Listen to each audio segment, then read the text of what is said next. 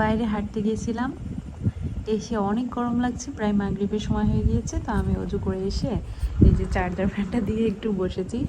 আর আমার ময়নাটা ঘরে হচ্ছে টুকুস নাই দেখে আস্তে করে এসে আমার মাথার কাছে হাত দিয়ে ডাকতেছেন, কি ময়না, আর সাথে সাথে মাও করে আস্তে আস্তে আমার পাশে এরকম করে বসলো ময়নাটা। টুকুস থাকলে ওর ভাল লাগে না, তখন ও আমার কাছেও আসে না, হচ্ছে শুধুমাত্র খেয়ে রুম থেকে দৌড় দিয়ে পালিয়ে চলে যায়। এখন টুকুস নাই যে, ও সুন্দর করে হচ্ছে বসলো বিছানায় উঠে।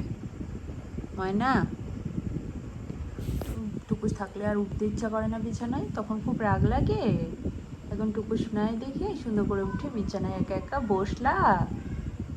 পুতুল, ও পুতুল, মাম্মার কাছে শুতে চাইছে, ও মাম্মার কাছে শুতে তোমার খুব ভালো লাগে।